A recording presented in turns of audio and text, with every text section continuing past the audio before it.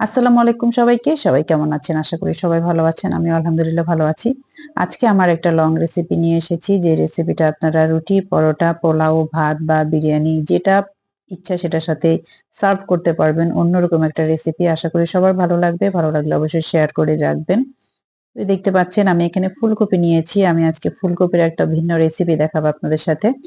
আমি ফুলকপিটা medium size করে প্রথমে পরিষ্কার করে কেটে ধুয়ে পানি ঝরিয়ে নিয়েছি।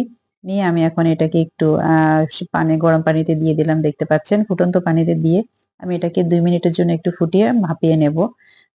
এটা ফুল সিদ্ধ হবে না, ২ মিনিট করলে এনাফ হবে। এরপরে এটাকে আমি পানি ঝরিয়ে ছেঁকে একপাশে রেখে দেবো একটা ঝাঁঝরিতে। এরপর আমি এখানে দিয়ে দিলাম প্যানে তেল হালকা গরম করে, তেলে আমি বেশি তেল দিইনি, এখন সামান্য একটু তেল দিয়েছি। তেল দিয়ে আমি এখন এই যে ফুলকপি যেটা সিদ্ধ করে রেখেছিলাম সেই ফুলকপিটাকে আমি এখন এখানে হালকা একটু সতে করে নেব বা হালকা ভেজে নেব। এটা চুলার হিটটা মিডিয়াম টু লো হিটে রাখবেন, কারণ খুব বেশি কালার যাতে না আসে।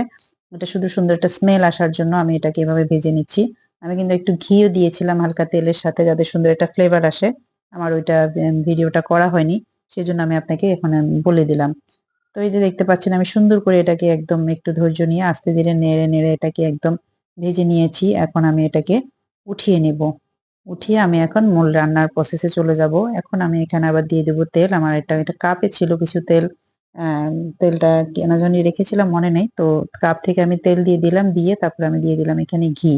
ঘি দিয়ে এটাকে যখন ঘিটা মেল্ট হয়ে গেল, এখন আমি এখানে দিয়ে দিলাম আমি কাঠবাদাম, তারপরে কাজু বাদাম এবং পেঁয়াজ আর কাঁচামরিচ, এগুলো আমি একসাথে করে আমি পেস্ট করে নিয়েছি। আমি দুটো মিডিয়াম সাইজের পেঁয়াজ, তারপরে আমি ৭-৮টার মতো কাজু বাদাম এবং ১০-১২টার মতো কাঠবাদাম দিয়েছি। দিয়ে আমি এটাকে পেস্ট করে নিয়েছি। সাথে কাঁচামরিচ ছিল, ব্লেন্ডারে করে নিয়ে সরাসরি আমি ওটাই আমি তেলের মধ্যে দিয়ে দিয়েছি। দিয়ে আমি সামান্য একটু পরিমাণ মতো লবণ আর সামান্য একটু হলুদ, মরিচ আর একটু গরম মসলার গুঁড়ো দিয়েছি। আর গরম মসলার গুঁড়োর মধ্যে আমার যেহেতু দারচিনি, এলাচ এগুলো দেওয়া থাকে, দারচিনি, এলাচ এগুলো আমি গুঁড়ো করে এখানে নিয়ে ফেলি।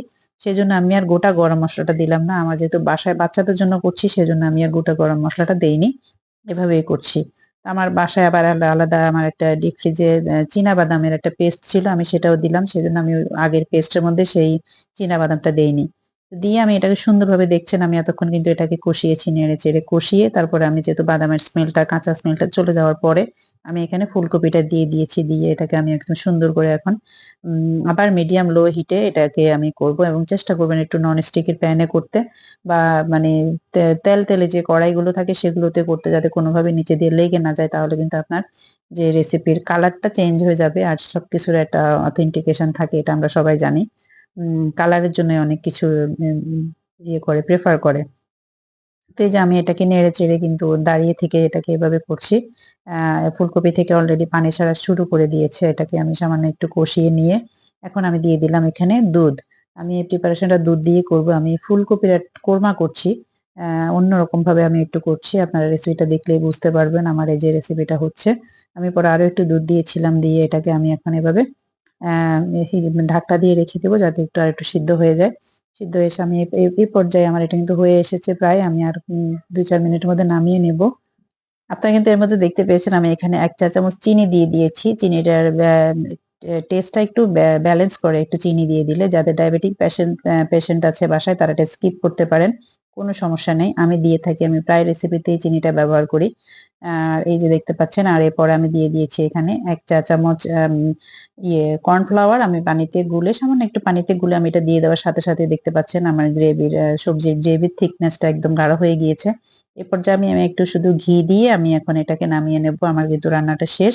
এরপরে আপনারা আপনাদের পছন্দ মতো যেভাবে পারেন সেভাবে রুটি, পরোটা, পোলাও বা বিরিয়ানি বা সাদা ভাতের সাথেও কিন্তু এটা খাওয়া যায়, যেহেতু কাঁচামরিচের পেস্ট দিয়েছি। রেসিপিটি ভালো লাগলে শেয়ার করে অন্যদের দেখার সুযোগ করে দিবেন। ধন্যবাদ সবাইকে।